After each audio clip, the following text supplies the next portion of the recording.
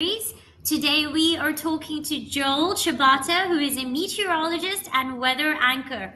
Joel, we are very, very excited to have you here at Gradlinc. Thank you for joining us this afternoon.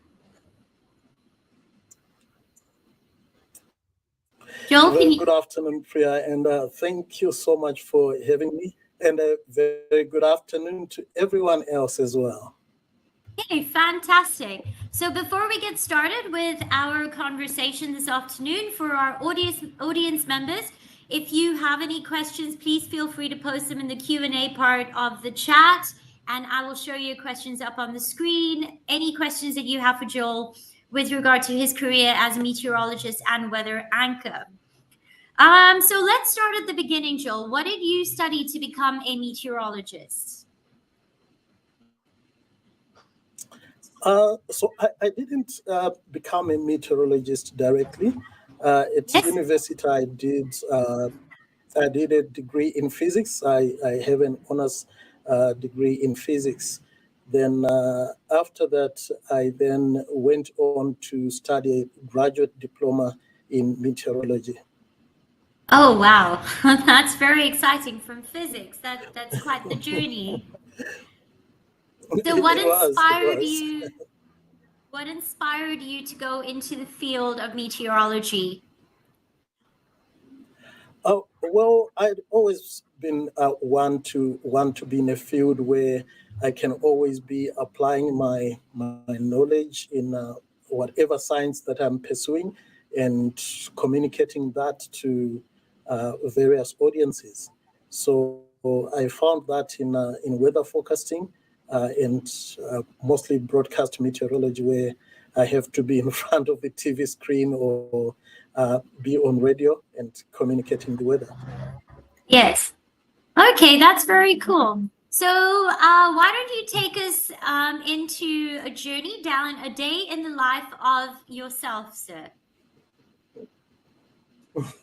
Okay. Well, my day is not too complicated.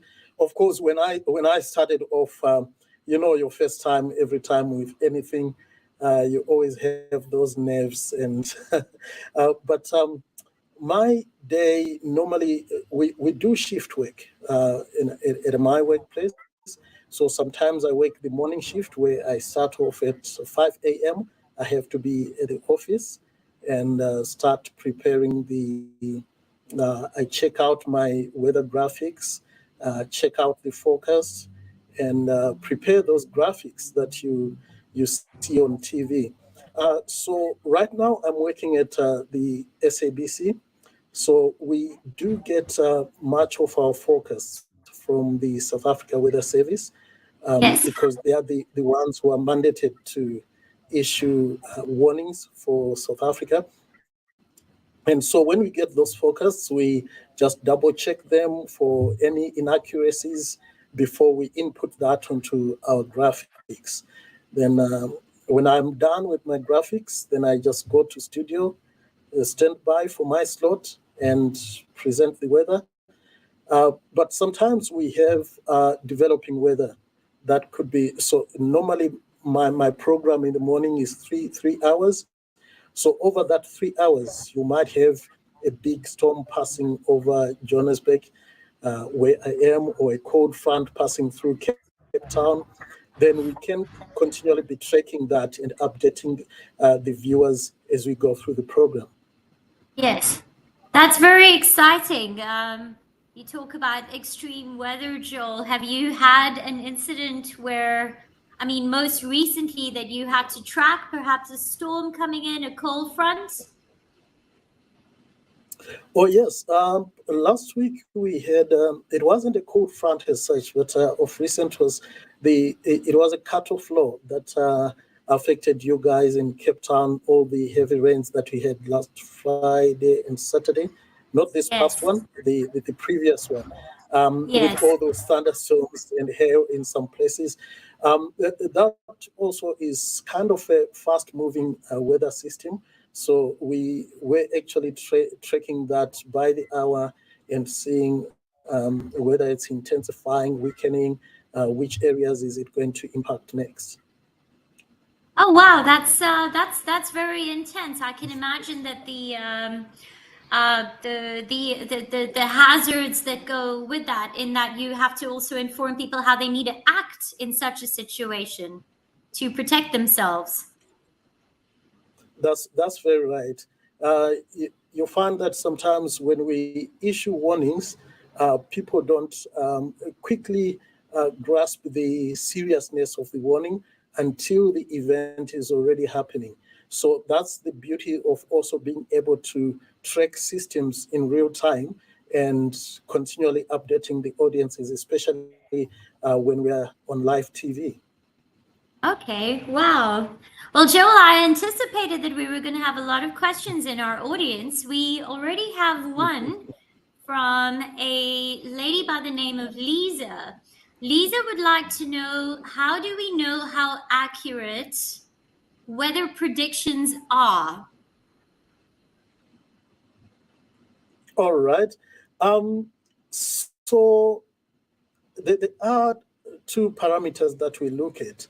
Uh, when we forecast the rain, we have that percentage, that probability of rain that we put on our maps. That's some level of confidence in us saying, let's suppose in Stellenbosch, we're going to have a 30% chance of rain. That's Yes. some kind of level of confidence. But the overall confidence in a forecast, it actually takes quite some calculation to do. And so we normally don't go into that. Yes. But if you are going to take my word for it, over the years, we have seen quite a big improvement in forecasting systems. And we now have a number of tools that we use as weather forecasters to do our weather forecast, and those tools have become more and more accurate as we go. So I would say most of our forecasts will be at least 75% to 80% accurate, or that could be Oh, the level wow. of confidence. Yeah. That is fantastic accuracy, Joel. So we have another speaker in the audience who would like to know, do you need any media training if you want to become a weather anchor? Well, I would say in my case, I trained on the job. I was Yes. just thrust into the deep end one time when the regular anchor was not available, and I was asked to do it. And from then on, of course, the first day I didn't breathe until the end of my 3 minute bulletin. But Oh my. after that, of course, the producers pointed out my mistakes, and I had some mentor that took me along and showed me how to best do it. But I think a bit of media training, not exactly media training, but presenting training, will be Yes. a good help. But the presenting is different from what we do at, let's suppose you guys are academics, what you do at conferences or during a class seminar. It's Yes. quite different because you are speaking to camera, and at the back of your mind, you know you have to just stay at the camera and nowhere else. So that kind of training is Yes. needed. Oh wow. I can imagine the pressure that you feel in such a situation must be quite daunting. Uh, I've been doing this for since 2003. Yes. So for me, I'm now used to it. But I have a funny one of the people that trained me or give me some tips on how to best present. They were like, when you look at the camera, just smile at it as if you are smiling at your girlfriend. Oh, that's fantastic. I love that. I'm sure our audience member appreciates that answer also. So the same speaker would like to actually, let me pull this on stage. So Vuyiswa would like to Okay. know, besides presenting, what skills would you say are important to have if you want to study meteorology? Um, all right. So presenting the weather is not really a prerequisite for studying meteorology. But if you Yes. are going to, of course, be on TV, then you will need those kind of skills. But with meteorology, people have what I've heard from a number of people, they have a misconception that you need to have to be very good with geography. You actually find that geography plays a very small part of meteorology. You actually need your physics, mathematics, and to Okay. some extent your chemistry if you're going to study meteorology. Okay. All right. So basically, what I'm hearing from you, Joel, is for students who would be interested in pursuing a career in meteorology, they should definitely be thinking about pursuing a degree in like a BSc degree. That's right.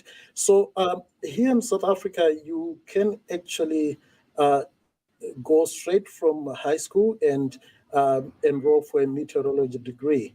And I know University of Pretoria offers that degree. Okay, all right. For our audience members, then you can make a mental note of that or write that down that this is actually offered at the University of Pretoria. So there is a question here, and it just reads in career opportunity. So, what I would assume it's saying, aside, when you're pursuing a career in meteorology, what alternative career opportunities are there also? So, where would you grow into? Um, so you find that the world of meteorology is kind of narrow. You do not have a lot of options, especially if you are just a weather forecaster. So beyond your meteorology degree, you will need to have other qualifications. So perhaps you want to pursue a master's degree in climate change, then you go into research. So that's one area that you can move into. Um, Other than that, what you can also do, unfortunately, this is not so popular for us in Africa and most third world countries, but in developed countries, you find that there are lots of private companies that offer weather forecasts to various industries. So you can actually become a consultant. I know of Okay. a friend, he's overseas, but he is a consultant mostly to insurance companies. Um, you would find out that, let's suppose you are a farmer and your crops get damaged by hail or strong winds, and you want to claim from your insurance. So insurance would want to verify whether you really got hail on your farm. So they would make use of consulting meteorologists who will confirm that indeed there was hail Yes. in this particular area. So Yes. that's one area to go into.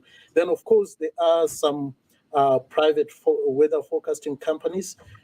Here in South Africa, we have one called Africa Weather. So they do provide tailor-made weather forecasts for different businesses in various industries. Okay. All right. So it's sort of it's almost like it's sort of slowly coming to Africa.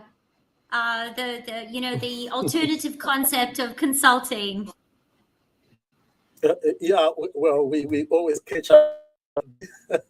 Yes, we do. We definitely do. But Joel, this is very interesting for me because when we were still off screen before the webinar series started, you and I were having a conversation about how the industry, if I could call it that, of meteorology is actually changing in South Africa from the academic space into industry. Um, Maybe you could speak a little bit about that and what we spoke about off screen, the change that's happening? Oh yeah. So what I was saying is that looking at the industry. So, for example, with myself in the broadcast industry, you find that most media houses, they are not making all that money. They look all glamorous on when they show you their shows on TV or it's radio and so on. So you find that things like weather forecast, they become peripheral to their business, and Yes. so they try to limit the number of personnel and so on. So others would rather use just weather graphics. You might know that previously I was at ENCA. Yes. I was at ENCA for, for a good 11 years, but they decided they no longer wanted presenters. They just wanted graphics for their shows. So you find that here in South Africa, the only TV channel that still makes use of TV weather presenters is SABC. So Yes. already that space of TV weather presenting is already limited to just the SABC. Then Yes. when you look at other companies that might want to make use of meteorologists, it's mostly research companies. So that's why I was saying, so you find that people are now moving away from mostly broadcast meteorology to maybe forecasting at the South Africa Weather Service to some of these private companies or research companies. Yes. You also spoke about uh, people moving more into the academic space. Maybe we could touch on that for a little bit. Yes. So I actually know quite a few people that have moved away from forecasting in at the South Africa Weather Service, Yes. moved, studied further, got their master's degrees or PhDs, and they are now lecturers at universities. Okay. All right. So, you know, the hot topic at the moment, Joel, is all things technology, all things AI. I would love your opinion on how you envision the future of weather forecasting continuing, considering the inclusion of AI and tech in understanding climate change. So you see that with what AI is doing, it's actually helping the meteorological space because remember AI is all about making use of big data. So in weather forecasting, we do collect a lot of data. Um, South Africa alone has got more than 200 weather data collection centers. Oh, wow. So you can imagine the rest of the globe, and also what we the setup that we have. All countries have their national weather services, and those national weather services are members of the WMO, the World Meteorological Organization. So Okay. they are mandated because they are signatories to the WMO. They are mandated to make all their weather observation data available to all other countries. So South Africa can have access to all the data from right across the world. So we have all that much data. So previously, with the advent of computers, that's when meteorologists started to make use of this data, but it was just at a primal level. Now, with the advance in computing, which is becoming more and more sophisticated, faster, and so on, and also with the introduction of AI, we are now Yes. able to make much better use of that data and creating a more accurate forecasts. Okay. All right. So, I mean, this ties in with, you know, rapidly changing climate.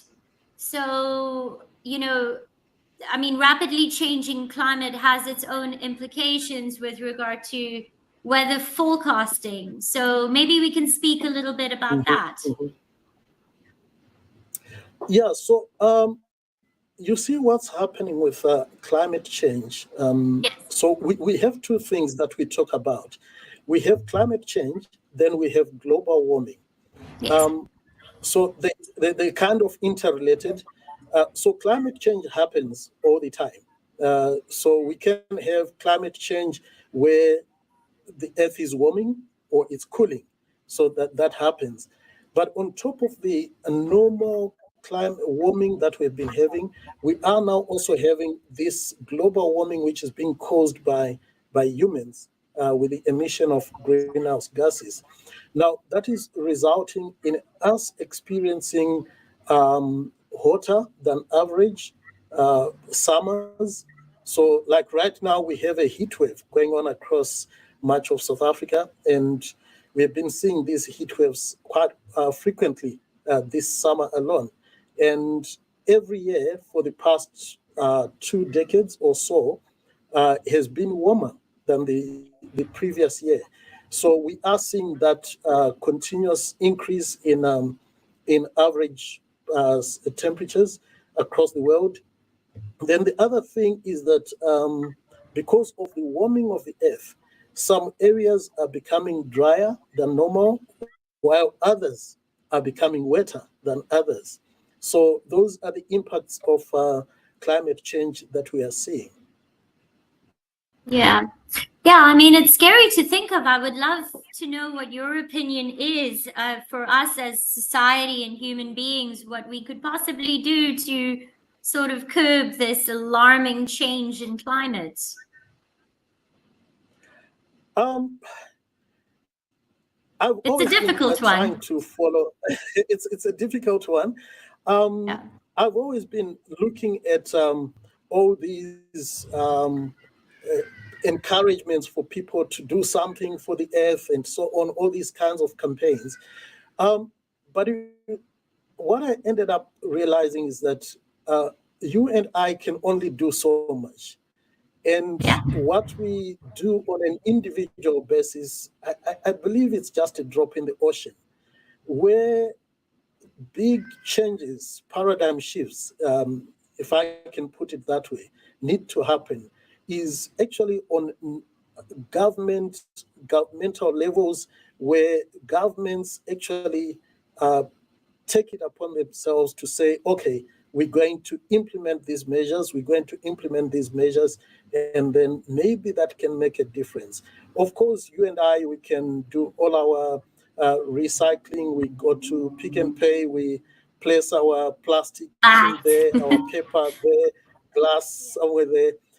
It won't do much because, to be honest, it's just a small percentage of people that do those kinds of things. Yeah, so it's regulation basically. Proper systems Indeed. in place.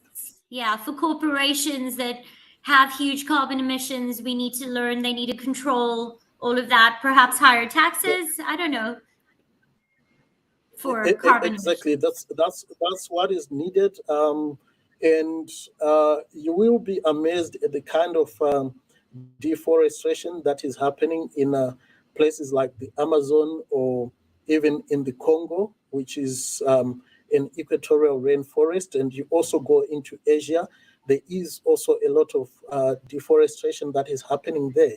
But if you look at those equatorial rainforests, someone coined a word and said, those are the lungs of the earth, because that is where all our carbon is absorbed by those plants. But then, if we destroy those plants, then we are destroying any carbon, remaining carbon sink that we have around the world. Yeah, exactly. It's time for some accountability, I would say. Joel, we have an interesting That's true. question here. Yeah, absolutely. One of our audience members would like to know. I'll just pull this on stage. So Vayisa would like to know, just Mhm. out of curiosity, in Cape Town we had an unusual, long, wet, and cold winter. Is this a result of climate change? I'm assuming that Vayisa is referring to last year, which I mean earlier this year, which was quite unbearable for those of us who live in Cape Yeah, Town. I can remember that one. You Oh, guys had lots of cold fronts coming through. I have yes. lived in Cape Town for 11 years, so I actually know what you could have been going through. Yeah. Well, we can. we cannot exactly attribute every extreme weather event to climate change. It's not that directly linked. But what we had last year, you might be aware of these two phenomena called El Nino and La Nina. Yes. So this is the warming of the Eastern Pacific, which affects global weather patterns. So what we had last year was we were in a La Nina period. So a La Nina period allows for South Africa and much of Southern Africa to get normal to above rains and cooler temperatures as well. So during winter last year, we were going through a La Nina period. Now, this year, things have turned around. We are in an El Nino period. Fortunately, it's projected to weaken by the time winter starts for the Southern Hemisphere. So hopefully you could get similar weather like what you got last year. Oh gosh. Okay. All right. So we should prepare ourselves for a little bit of a situation on this side. Indeed. Yeah. I'm sorry, I'm sort of moving from one point to another, but like I said, there's quite a few questions in the audience. Let me just move this one. We have a student here who's clearly very interested in meteorology, and in our last few minutes, she would like to know, what is a typical intern position for someone who is just qualified and entering a meteorology space? So interning, once just before you start interning. actually practicing. Yes. I'm sure the South African Weather Service is open to taking in interns.